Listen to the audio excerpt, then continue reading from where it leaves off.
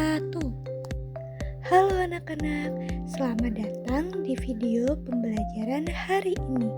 Kita akan belajar tentang sistem politik di Indonesia.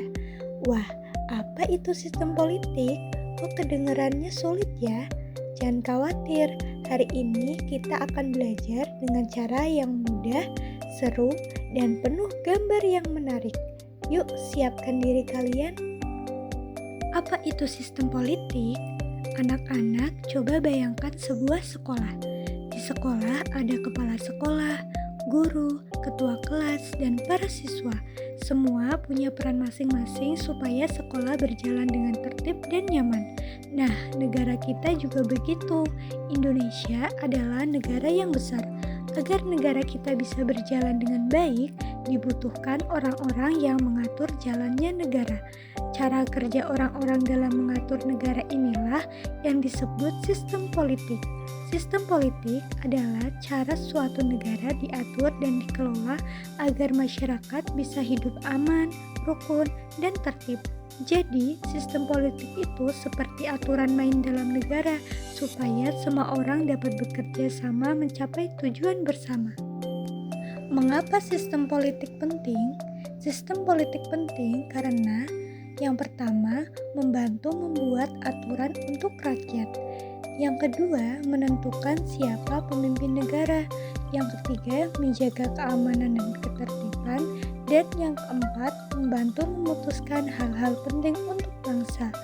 Kalau tidak ada sistem politik, negara akan kacau seperti kelas tanpa guru. Dua bagian utama sistem politik Indonesia. Yang pertama ada suprastruktur politik. Suprastruktur politik adalah lembaga-lembaga negara yang membuat kebijakan dan keputusan penting. Terdiri dari presiden dan wakil presiden, MPR, DPR, DPD, Mahkamah Agung, Mahkamah Konstitusi, dan Komisi Yudisial. Mereka inilah yang bertugas menjalankan pemerintahan. Yang kedua, ada infrastruktur politik. Infrastruktur politik berasal dari rakyat atau masyarakat. Mereka membantu menyampaikan pendapat dan aspirasi rakyat. Contohnya, partai politik, organisasi masyarakat, media massa, kelompok kepentingan, dan tokoh masyarakat. Dengan adanya infrastruktur politik, suara rakyat bisa didengar oleh pemerintah. Sejarah sistem politik Indonesia. Sekarang kita akan melihat perjalanan sistem politik Indonesia dari dulu sampai sekarang. Siap? Yuk kita mulai. Yang pertama, masa awal kemerdekaan 1945 sampai 1950. Pada masa ini, Indonesia baru merdeka dari penjajahan Belanda. Pemimpin pertama adalah Insinyur Soekarno sebagai presiden dan Muhammad Hatta sebagai wakil presiden. Saat itu, negara masih dalam masa perang mempertahankan kemerdekaan. Jadi, sistem politiknya masih berubah-ubah menyesuaikan kondisi.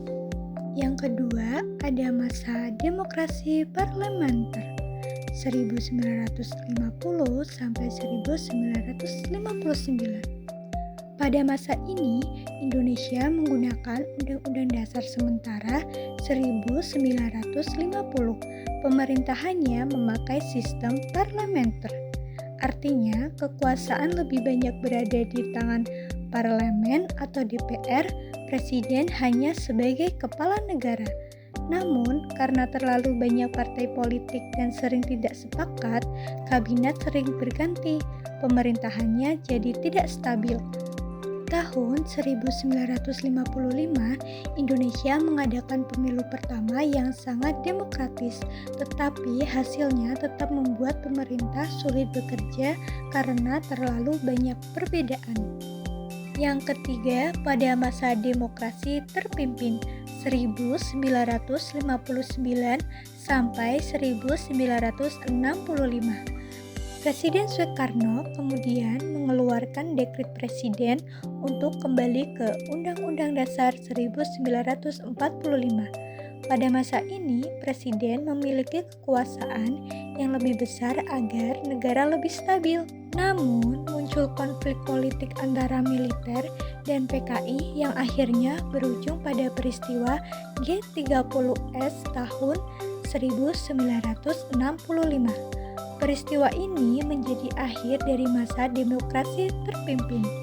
Yang keempat, pada masa Orde Baru 1966 sampai 1998. Setelah G30 SPKI, kekuasaan beralih ke Jenderal Soeharto. Masa ini disebut Orde Baru. Di masa ini, pemerintahan berhasil menciptakan stabilitas dan pembangunan ekonomi. Namun, masyarakat tidak bebas menyampaikan pendapat karena pemerintahan terlalu kuat. Akhirnya, karena krisis ekonomi tahun 1997 dan banyaknya tuntutan reformasi dari masyarakat, Soeharto mengundurkan diri pada tahun 1998. Dan yang terakhir, masa reformasi 1998 sampai sekarang. Reformasi membawa banyak perubahan, demokrasi berkembang, rakyat bebas menyampaikan pendapat, dan pemilu dilakukan secara langsung.